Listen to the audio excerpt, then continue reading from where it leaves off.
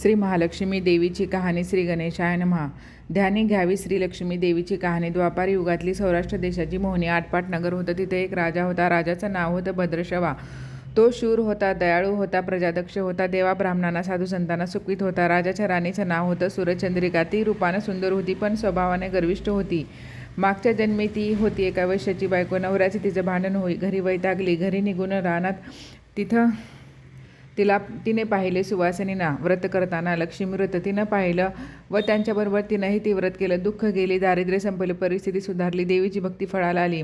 पुढे ती गेली मरून पुढचा जन्म श्रीजा झाला. पुढे भाग्य उजळलं. भद्रश्रवा राजाशी लग्न झालं. ऐश्वर्य हाती आलं. गर्वानं फुगली, गरिबांना विसरली, तारातोठाने बोलू लागली, दासदासीवर खेकसू लागली. एकदा काय झालं, देवीच्या मनी आलं राणीला भेटावं, मागची आठवण द्यावी, ओळखते का पाहावं. राणी राजवाड्यात मजेत राहत होती. राजाही तिचं कौतुक करी. त्या दोघांना 7 मुलगी झाली. एक मुलगी झाली. मुलीचं नाव होतं शांबाला. एके दिवशी अचानक देवीनं म्हातारीचं सोंग घेतलं. फाटकं वस्त्र आली, हाती काठी घेतली. आधाराला हळूहळू पावलं टाकत राणीला भेटायला वाड्याशी आली आणि आवाज दिली, आहे का कोणी घरी? घालील का कोणी घास? दासी बाहेर आली. म्हातारी दिसली समोर. तिनं विचारलं, कोण ग तू? कुठून आलीस? काय काम काढलंस? तुझं नाव काय? गाव काय? हवंय काय तुला? म्हातारी सांगू लागली हळू आवाजात. तशात खोकला येई मधून मधून. म्हातारी म्हणाली, माझं नाव कमलाबाई, द्वारकेहून आली. इथे राणीला भेटायचंय. कुठे आहे या राजाची राणी? दासी म्हणाली, राणी साहेब महालात आहेत, मैत्रिणीशी गप्पा मारतायत. त्यांना सांगितलं तर माझ्यावरच ओरडतील. तुला ग त्या कशा भेटणार? तुझा अवतार पाहून तुझ्यावरच खेकसतील, उनदुन बोलतील, मैत्रिणीही तुला हसतील. तू इथे बस आडोशाला थोडा वेळ. मैत्रिणी गेल्या की मी सांगते त्यांना. म्हातारीलाही राग आला होता. तीही संतापली. तुझी राणी पैशावर भाळली, माणुसकी विसरली. मागच्या जन्मी होती ती दारिद्र्य, आज झाली राणी.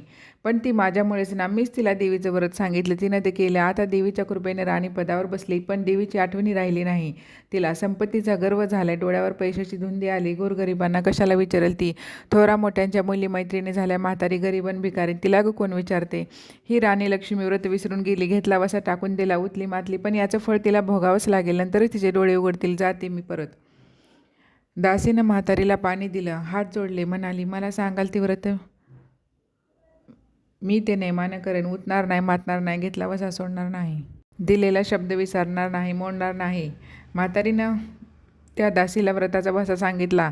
ती उठली व काठी टेकीत निघणार. तोच माडीवरून एक मुलगी लगबगीनं खाली आली. ती होती राणीची मुलगी शांबाला. आजी रागू नका, माझी आई चुकली, तिच्यासाठी मला क्षमा करा, मला धीर द्या. आईला दिलेला शाप मागे घ्या, मी तुमच्या पाया पडते, मुलीवर दया करा. म्हातारीला आली मुलीची दया. मुलीची होती कोमल काया. ती क्षणभर मुलीकडे डोळे भरून पाहत होती. तिनं मुलीला लक्ष्मीव्रताचा वसा सांगितला व ती मुलीचा निरोप घेऊन निघणार. तीच राणी तारा माडीवरून खाली आली. दाराशी तिथं दिसली म्हातारी. राणी कडाडली, कोण ग तू? थेरडे इथे कशाला आली? जा इथून, उठ लवकर, नाही तर ढकलून द्यायला सांगते तुला. लाज नाही वाटत तुला इथे यायची? दुसरं घर नाही का दिसले तुला? म्हातारीने डोळे गरागरा फिरवले. कपाळावर आठव म्हटलं. ती तडक निघून गेली परत. पुढे दासीने लक्ष्मीव्रत केलं. तिची स्थिती उत्तम सुधारली. ती गेली दासी पण सोडून व पुढे संसारी सुखाचा झाला तिचा. मार्गशीर्ष महिना आला. पहिल्याच गुरुवारी शांबालीने लक्ष्मीव्रत केलं. सगळे नेमधर्म पाळून 4ही गुरुवार तिनं ते व्रत केलं. शेवटच्या गुरुवारी थाटानं उद्यापन केलं. सिद्धेश्वर व राजाच्या मालाधर नावाच्या पुत्राशी शांबाल्याचा विवाह झाला. तिला राजवैभव मिळालं. लक्ष्मीव्रताच्या प्रभावाने तिचा संसार सुखात समाधानाने चालू लागला. पण भद्रश्रवा व सूरचंद्रिकाचे राणी यांना हळूहळू वाईट दिवस दिसायला लागले. शत्रूनं भद्रश्रवाचं राज्य लुबाडलं. सूरचंद्रिका राणी होती, ती स्थिती बदलली. भद्रश्रवाला फार वाईट वाटे. राणीला रडू कोसळे पण करणार काय? एक दिवस चिंचणी उगवत होता, तसाच मावळत होता. राणा मनात हिंडून कष्टाचे दिवस काढत होते. भद्रश्रवाला वाईट वाटलं. मुलीकडे जावं, तिला पाहावं. तो एकदाच तिच्या घरी निघाला. चालून चालून दमला होता. नदी तीरावर विसाव्यासाठी थांबला. राणीची दासी नदीवर येत होती. तिनं भद्रश्रवाला पाहिलं, ओळखलं. परत लगबगीनं घरी गेली. राजाला सांगितलं, मला धर माणसं पाठवली. कोण ग तू? कुठून आलीस? काम काय? पाठवला. श्वशुरानं घरी आणलं. मान सन्मान केला. नवी वस्त्र दिली व गळ्यात हार घातला. शांबाला वडिलांची नीट व्यवस्था ठेवत होती. राजाचे दिवस मजे जात होते. आता परत जायचा विचार त्यांच्या मनात आला. जावयाला तसं सुचवलं. भद्रश्रवा मुलीचा व जावयाचा निरोप घेऊन निघाला. जावयाने नोकराजवळ एक हांडा दिला. मोहराने भरलेला होता. तो नोकराच्या सोबतीने राजा पुन्हा घराकडे परतला. चंद्रिकेला भेटला. हांडा पाहून ती खुलली. हांड्यावरचं झाकण काढलं तर आत पाहते तर काय कोळसे. सूर्यचंद्रिकेने कपाळावर हात मारून घेतला. नवऱ्याला सांगितलं. तोही चकित झाला तो ऐकून. दुःखाचे दिवस संपत नव्हते. दारिद्र्याची भोग सुटत नव्हते. चिंतेचे ढग समोर दिसत होते. काळजीचा वणवा भडकत होता. सूर्यचंद्रिकेला एक दिवस अडचणीचा वाटत होता. तिच्याही मनानं घेतलं की एकदा मुलीला भेटावं, डोळे भरून पाहून यावं. आपल्या नशिबाचे भोग आपणच सोसायला हवेत, दुसरं करणार काय. एका गुरुवारीच ती घरून निघाली. मुलीच्या गावच्या नदीतीरी बसली. अगदी दमून गेली होती. त्यावेळीच एक दासी नदीवर आली होती. तिनं राणीच्या आईला ओळखलं व ती महाली गेली. राणीला बातमी दिली, तुमची आई नदीवर आली. खूप दमलेली दिसली. तिला आणायला कोणीतरी पाठवा. शांबालेनं रथ बोलावला. आईला घेऊन यायला सांगितलं. आई रथात बसून घरी आली. शांबालेनं पाहिलं. आईला तिनं प्रेमाने मिठी मारली व मुलीच्या घरचा ऐश्वर्य पाहून तिचे डोळे तृप्त झाले. पण तोडून शब्द फुटत नव्हता. आईला स्नान करायला सांगितलं. मग पैठणी नेसायला दिली. गळ्यात सोन्यामोत्याचे अलंकार घातले. आईचं रूप अधिकच उठून दिसू लागलं. दुपारची वेळ झाली. शांबाला लक्ष्मीवृद्धाचा वसा करीत होती. लक्ष्मी देवीची भक्तिभावाने पूजा करीत होती. आरती झाली. धूपदीपांचा वास दरवळत होता. शांबालेला उपाशीच होता, तोही कडकडीत. अगदी निराहार राहून आईच्या जेवणाची तयारी झाली होती. तिनं आईला जेवायला बोलवलं आणि आईला मागच्या जन्माची आठवण झाली. ती लक्ष्मीवृद्धाचा वसा करीत होती. लक्ष्मी देवीच्या कृपेनेच ती राणी झाली होती. ती म्हणाली, श्यामा, मी देखील तुझ्यासोबत उपास करेन. मी तुझ्या श्यामा ठीक आहे म्हणाली. मार्गशीर्ष महिनाच होता. 4ही गुरुवार तिने मुलीनं केलेलं व्रत तिच्या आईनं पाहिलं होतं. भक्तिभावाने नमस्कार करीत होती. उपासच करत होती. सर्व दुःख दूर व्हावीत म्हणून प्रार्थना करीत होती. महिना संपला व घरी जायचा विचार ठरला. तिला पोहोचवायला शांबाला बरोबर गेली. 4 दिवस राहून शांबाला परत निघाली. मालाधरानं पूर्वी पाठवलेला हंडा तिने घेतला. त्यात मीठ भरलं व तो नोकराजवळ घेऊन पुन्हा आपल्या राजवाड्यात आली. मालाधराशी गप्पा गोष्टीत वेळ जात होता. त्यानं सहज विचारलं, माहेरून काय आणलं. शांबालेनं बरोबर आणलेल्या हंड्याकडे बोट दाखवलं. मालाधरानं झाकण काढलं. आत काय दिसलं त्याला मिठाचे खडे. अगं वेडे, हे मिठाचे खडे कशाला, इथे मिळत नाही का मीठ. मीठ मिळतं ना, पण हे मीठ माझ्या वडिलांच्या राज्यातलं आहे. वडिलांचं राज्य सौराष्ट्रात होतं. तिथल्या शेजारच्या समुद्राचं हे मीठ. समुद्र तीरावर दूरवर माझ्या वडिलांचं राज्य पसरलं होतं. पण आज शांबालेच्या सांगण्यातली गोम राजाने हेरली होती. पण तो विचारचक्रात गुंतला होता. शांबाला सांगत होती, हे मीठ जीवनाचं अमृत आहे. मिठानंच अन्नाला रुची येते. मीठ नसेल तर सारे पदार्थ आळणी बेचव.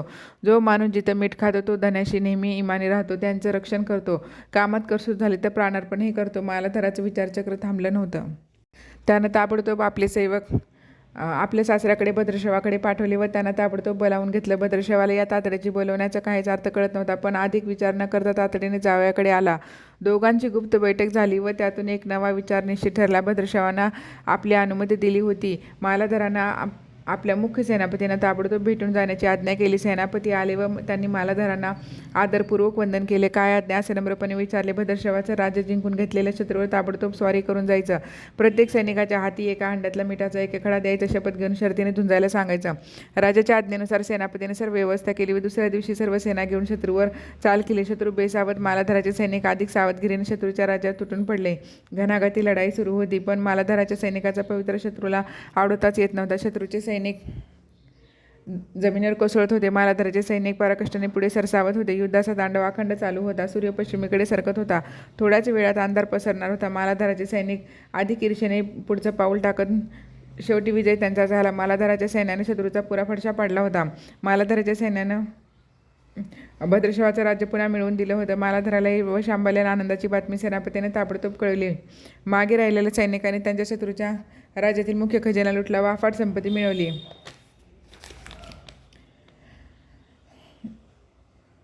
मालाधरानं भद्रशवाचं राज्य त्यांच्या स्वाधीन केलं व व्रताची खरी सांगता झाली. राजा राणी परत आपल्या सौराष्ट्रात आले. सूर्यचंद्रिकाने पुन्हा लक्ष्मीवृद्धाचा वसा घेतला व तो आजन्म पाळला. घरची स्थिती सुधारली. पुन्हा पूर्वीप्रमाणे आईवडिलांना जो आनंद झाला त्यांच्या शब्दात वर्णन करणे अशक्यच. श्रील लक्ष्मीदेवीच्या कृपाने हा पूर्व अनुभव राजा राणीने पुढे सतत घेतला. त्यांचे जीवन निश्चिंत झालं. दुःखांचं वादळ पूर्ण थांबलं होतं. सुखाची वारी सर्वांनीच सुखवत होते. अशी ही 60 अवताराची कहाणी. 5 अवतारे सुफळ संपूर्ण. श्री लक्ष्मीची कृपा आपल्याला लाभावी. तिने आपल्या घरी सतत वास करावा. आपला संसार सुखासमाधानाने चालावा म्हणून अनेक भाविक ही श्री लक्ष्मीदेवीचे व्रत करतात व त्याचे उत्तम फळ मिळतेच.